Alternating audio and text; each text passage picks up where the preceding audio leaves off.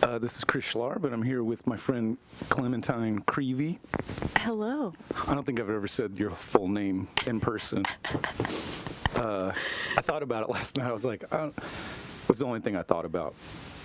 It was the only thing. Just sitting there in bed, letting the melatonin kick in, and I was like, Clementine or Clem. And then it just happened. Right, sure. Like all great things. Mm-hmm.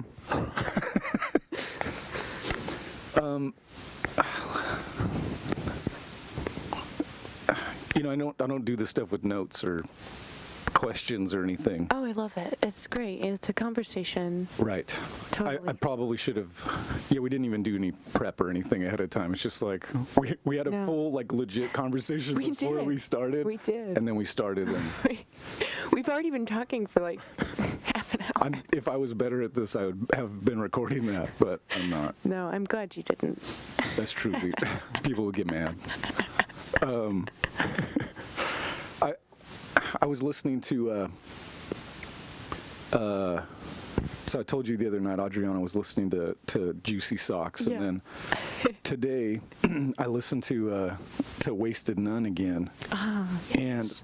And I haven't heard the whole record yet, but it kind of got me thinking about how few people seem to be, like, playing, like, rock music.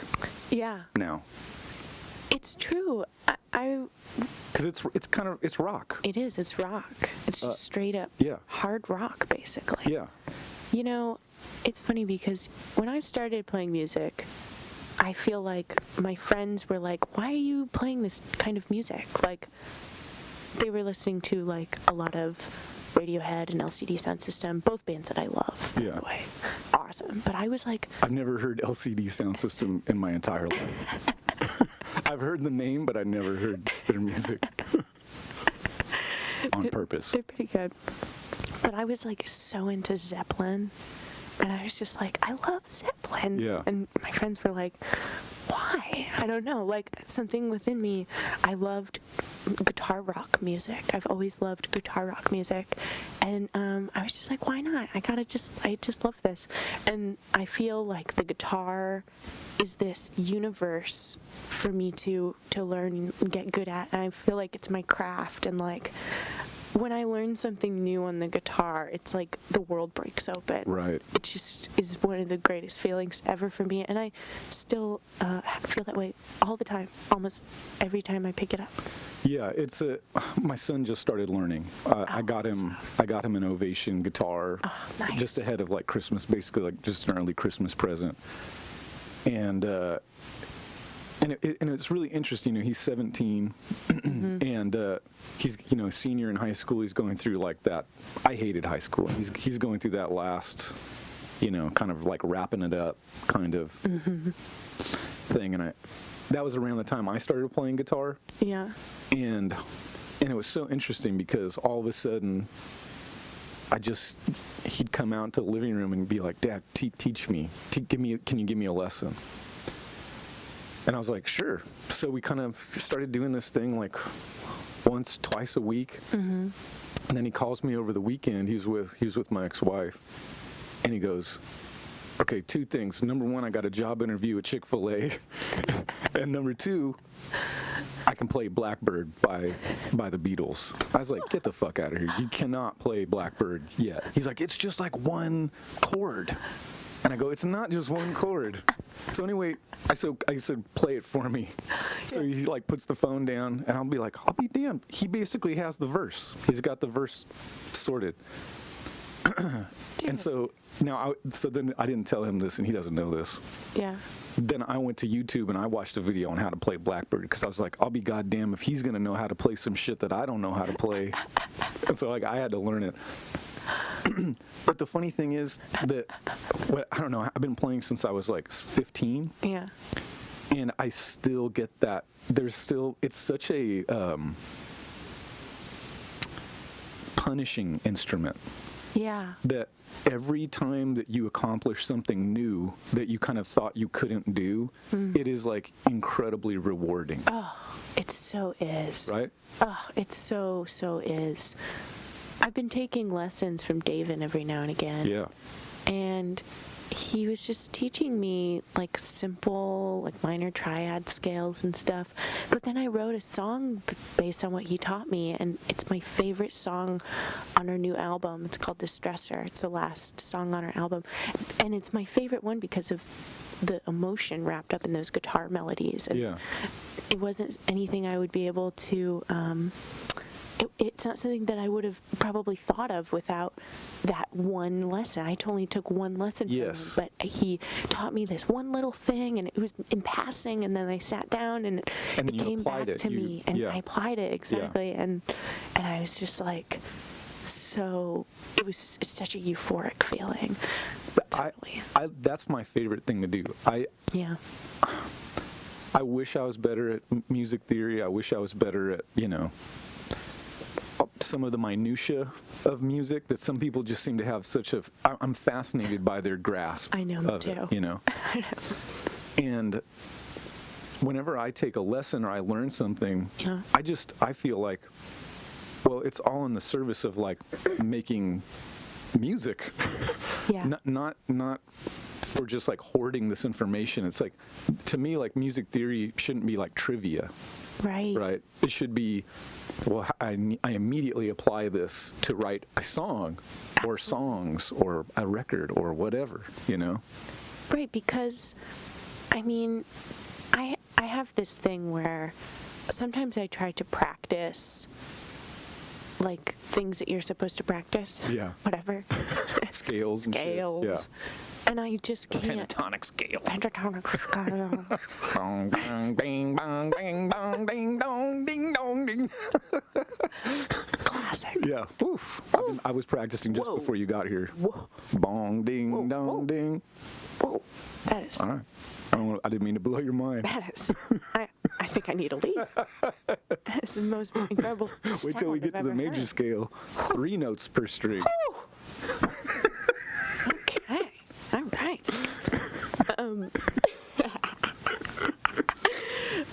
I forgot what I was saying. Yes, me too. Sorry. Oh yeah. When I get in the mode of practicing something that I think might strengthen my hands or whatever I'm trying to do this for to achieve, I always find myself writing a new song, and it's like, this is what I love about what I do. This is why I feel lucky that I do what I do, is because of writing songs and the feeling of writing songs. And I play the guitar because it's emotional for me, and not because for any other reason. It's just this vessel of emotion, and so I'm so drawn to it that way, and I feel like I can't not have it be emotional. And when I'm practicing scales, it's not emotional, and I get very Yes. like put off. Yeah, it's almost like you feel detached from it, right? It feels like, Yeah. oh, like I'm going through the motions now. Right, because you're not doing what you want with this instrument. It's a tricky balance because obviously if you're jumping into certain types of musical environments, you need to have a vocabulary, right? Yeah. But I just always am thinking like, yeah, I just want to be able to like write great songs, you know? Yeah. And in a way, the funny thing about that is that every time you learn something new, you can immediately apply it Yeah. because it now is like a new trick. It's a new thing in your bag of like inspirational tricks. You know, it's like, man, what about this chord? Or it's funny, over on the table, I'm starting to write out, there's a song on Mr. Rogers called Did You Know That It's All Right to Wonder? And it's such a beautiful little sweet sentiment. It actually, in a way, it kind of reminded me of this like Insane Clown Posse song. The spirit of it, you know, that Magnets song, you know, that was like became like a joke when they were like, oh, these guys are so dumb. And the more I thought about that song, I was like, oh, like they're kind of talking about like wonder being taken out of the world, you know? Right. Which, you know, it's one thing to just, it's so easy to just like make fun of somebody, like, they're just dumb, you know, look at these idiots. And then I started thinking about this Mr. Rogers song. I was like, it's like the same spirit, you know? It's totally different in the way that it's conveyed and the lyrical subject matter. But anyway, I just sat down and I was like, it's basically kind of like an old like jazz standard, the way that it's put together. Yeah. Like G major 7, B minor 7, A minor 7, D7. It just has this beautiful flow to it, the way that like you would hear an old jazz tune and just be like, man, how do you write something like that? Yeah. And I love being able to like take something like that and immediately take it apart, put it back together again. And it's not that I necessarily like want to do that, but I want to know how it works. I want to know, okay, that when they got from the transition from, let's say, the verse to the chorus, like, how did that work? What did they do? And the thing is, I still don't even know the theoretical answer. I know just enough to have it in the back of my mind that in some point in the future, I may use it. Right. Does that make sense? Absolutely, because you're thinking about the songs, and that's why, like, you love the music. It's like when you are picking up a guitar or you're picking up an instrument and you're doing it because you love songs and you love music. You're not, you know, thinking about like, the holy system of, Right. Yeah. you know, Modes. you know. Yeah. I'm playing in the Phrygian mode. If that I don't even know gets what your that goat, is. then good for you. Yeah. But I Yeah. certainly am more inspired by songs. Like I Yeah. think most people are. Yeah, I do too. I think about that with jazz a lot, you know, because it's sometimes, you know, I feel like strangely like I feel like modern jazz has been sort of like there's a kind of like movement toward combining like hip hop and jazz, like beat oriented jazz, like which is, you know, is like almost like this Jay Dilla kind of like totally. approach to jazz or something, which is interesting, but it still makes me think like, oh yeah, but like where's the melody? Like the beats, you know, the polyrhythms are interesting, the textures are cool, but it's interesting, like what was great about like, you know, especially like that golden era of like hip hop was like, okay, you had like great textures and they started getting more complex, but you had like these great MCs that essentially were the substitute for a vocalist, you know, with melody and rhythm. and so then you take that away, and then you just have like beats and textures, and I find it hard to kind of come back to that stuff because it's kind of like, okay, cool, it's like an instrumental version, but Right.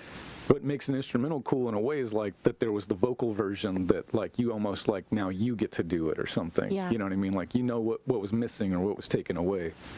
But I just think about like, you know, like if music is just approached purely from a technical or theoretical angle, clearly that audience is going to be much smaller, right?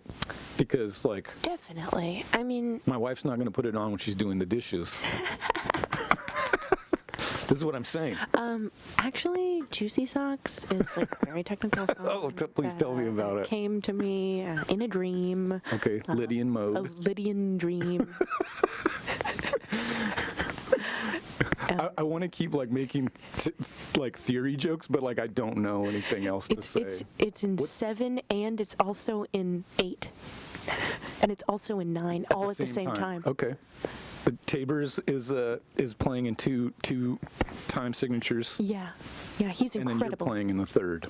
Exactly. And I'm then playing in Devin's the going back and third. forth. Right. You're playing the third of the minor second. Yeah, it took years to craft. We went to, you know, Amazing. India and we studied things. How to do that. Exactly. How to play. Okay, well, shows what I know.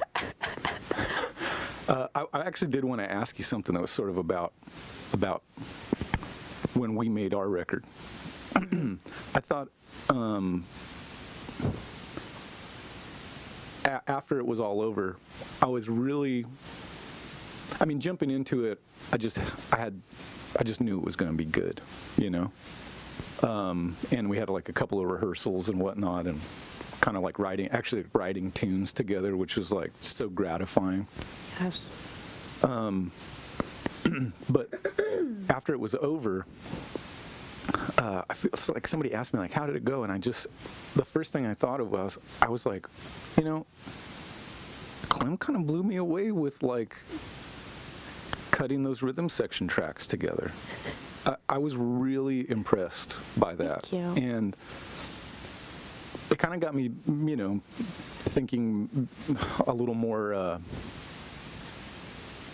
I don't know. It just got me, I started thinking like, okay, I sort of feel like, maybe selfishly, like that's my world a little bit. Like, yeah. I'm used to cutting records, like do it, all the time. I can go into like almost any type of situation, and I may not be like a virtuosic guitar player, but I know what to do, And I kind of thought like, damn, like she came into my domain, right? And she like held it down. But the flip side would not be true. I could not do what you do on stage with Cherry Glazerr, which is to command an audience in that way. Yeah. And to play your instrument and be entertaining and sing. And it just, I don't know. I guess I don't know if I had an opportunity to even tell you this, but it just it really impressed me. I was really blown away, just because I know how difficult both of them are. Like, it's one thing to sort of be an entertainer where some of the finer grain details don't matter. You can kind of like get by just with like sheer like presence. Yeah. Right? But when you're in the studio with like a bunch of heavy hitters, or just in a house in the desert, you have to have your shit together, because otherwise like everybody knows like, oh well, we all know what the weak link is. Dead weight. Right? Yeah. So that was when I was really kind of like, okay, like she really cares about like guitar and craft and her musicianship. It's not just like, yeah, it's fun. I like doing it. It's like, no, like this shit is like serious. It is. It's a necessity for me, and I've always been like a performer, and like I've always wanted to like sing my songs. Yeah. And when I was a kid, I was constantly doing weird stuff and just being a weirdo. I was just a little weirdo, and I wanted an audience, and I wanted to be funny and do weird things and like sing all the time. And but with the guitar, it was very, very different. I entered this world. I remember the day when I learned how to play chords in time, and I always had decent rhythm. It kind of runs in my family, but there was nothing better feeling in the world to me than like nailing those chords in time. And I had this like half-size acoustic Fender with nylon strings. Yeah. And it was like easy on your fingertips. Exactly. Because I was like, whatever, 12, and I was just like, oh my God, like I just, the hair on my arms is standing up, and like I just felt like I had found the reason for living. It does help make sense of things in a disorderly world. Yeah. There's an order, right? Like a good chord progression or good melody, nailing your part. Yeah. It kind of like makes things like make sense. Even if just for a few minutes, right? Right. Because you've entered this thing that we can't articulate, I think, and so there's like logic is thrown out the window. And I don't know, I love that about it. But going back to the session, I felt like when we went out to the desert and did that, I had so much fun. It was like one of the best experiences ever. And I learned so much. And I feel like you taught me to just go for it and do it right then and there. And after that, I felt like I started playing the guitar more than I already do, like every day, just writing songs, just putting stuff down, saying yes to everything, and throwing myself into stuff that I maybe am a little ill-prepared to do. That's how you get better. Exactly. Right? I think about that all the time. It's just like that fear, and how good and important that fear is to just like, okay, like, I remember one time I had a live show with out in New York. It was an early Psychic Temple show. Cool. And wish I was there. Tabor flew out for it, and of course he did. And Danny Miller flew out, played guitar, and it was a show that this guy Aaron Roche put together, and we basically had to put half of the band together of folks in New York. And I got my friend Mick Rossi, who plays in the Philip Glass Ensemble, and Paul Simon, and all these folks to like sit in. Nice. And it was one of those things where I knew that we had no rehearsal, and it was this like mismatched, weird old ensemble. You know what I mean? And I there was a feeling of just kind of like, well, this could be a fucking disaster. And maybe in some ways, like, it was like, if I don't know if I have a recording of it, so maybe like you know what I mean? I can't be proven one way or the other, and that's maybe a good thing. But it was important that it happened. Totally. I was very much afraid of it happening. Right. But having somebody like Mick sit in, and this guy Kirk Nufke is a brilliant trumpet player, and Ruben Radding, who played double bass. It was like some heavy hitters in that band. Yeah, what a crew. Yeah, and in some ways, like, I was like thoroughly ill-prepared to marshal them. You know what I mean? It was like one of those moments where it was kind of like, whoa, I fucked up by getting like all the best people here. Okay, so wow. So you're really all here. Yeah. What are you doing here? Hey, do you guys got any songs? Can we play some of your songs? Because like I don't know what I'm doing, you know. But there have been a lot of moments in my life like that where I kind of felt like, uh-oh, I just invited like all the killers, and now they're looking to me. Mm-hmm. But eventually you kind of keep doing that, and then you sort of like, I don't know, like you become one of them because you kept challenging yourself and putting yourself in their presence, you know? Yeah, absolutely. Because I think you learn from your environment. You learn from your environment more than anything. Like, you know, I don't mean to sound like full of shit when I say this, but books can teach you a number of things. But living these experiences and being around people that you think are cool and mentors and smart, that's so much more fulfilling of knowledge, I think. When I was in high school, I was sort of like half-heartedly recruited by Berklee School of Music to go like study out there. And it was sort of like, hey, that could be cool. And then I think like my parents were like, how much does that shit cost? And they were like, get the fuck out of here. And I was like, okay, cool, Long Beach City College it is. And I took 2 classes there, and then I, had a baby. But the thing that I thought of at that time was sort of like, well, my heroes didn't go to Berklee School of Music, I know I play with a lot of folks that have, and I think if there's a certain type of music work that you're doing, I'm sure that education is invaluable. Mm-hmm. It's just not what I'm doing or what I'm good at. You're or like, what I why? love. Why? It's good to sit and ask yourself that question. Yeah. I just kind of kept saying like, well, Coltrane didn't go to, I'm not trying to be John Coltrane, but you know what I mean? Like I was thinking like, well, my heroes didn't, they just went out and started doing it. Yeah. Right. And I always kind of like, I always sort of look toward like the result. Yeah. Like, can this person write a great song? Mm-hmm. Man, I need to learn how. I don't kind of think of it in the abstract, like I have to learn all of this stuff as a means to an end. I sort of look at the end result and say, like, damn, like if this person, if they've made all these records and they sound amazing, like what are they doing? I work backward from the finished product, if that makes sense. Absolutely. I totally get that. I feel that way about, with, like we were talking earlier about theory. Yeah. There was a period of time where I was like, I need to get better at guitar so my records are better and my songs are better. Yeah. And then like I didn't do that at all. And then like I wrote another record and then another record after that and then another record after that. And it was like, okay, so I still haven't done it. Yeah. But I'm still writing these records. So maybe, I just now am realizing, just right now while we're talking, this maybe it's not totally necessary. Yeah.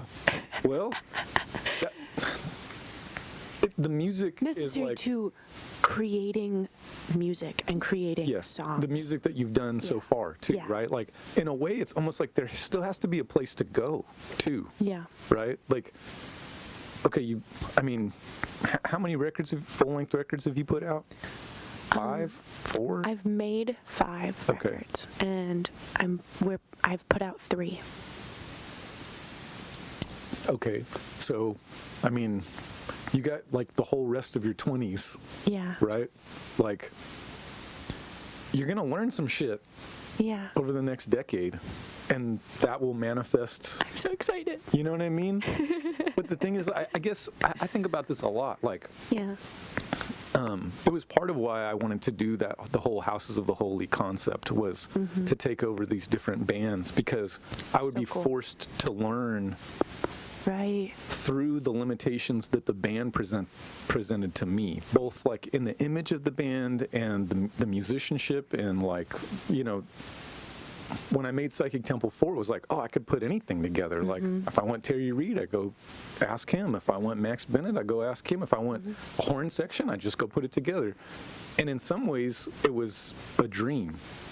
But then coming out of that, it's sort of like, okay, well, if I did that, I can't do the next thing can't be like that, because I just did it, right? So I got to do something else. Because what are you learning then at that point? Right, exactly. Because what is fulfilling you at that point? I think when you're making music, the idea of challenge is very intriguing. It's really exciting. It feels so good. It's, in a way, it's like, well, why else would you do it? Why else would you do it? Yeah. If it starts to just be easy, and if every song is just kind of like, cool, G, E, D, A minor, whatever, like, damn. People ask me a lot if I am going to have a solo project and like put out music under a solo project, and I always think, like, I don't feel the need to create a solo project to put out any certain type of music. Like Cherry Glazerr, that's your all-encompassing. Do whatever it wants to do. It doesn't need to be one thing or like one sound, or like it doesn't need to be defined in any particular way, I don't think, or at least for myself and for like other people. And so I'm always like, no way, Jose, like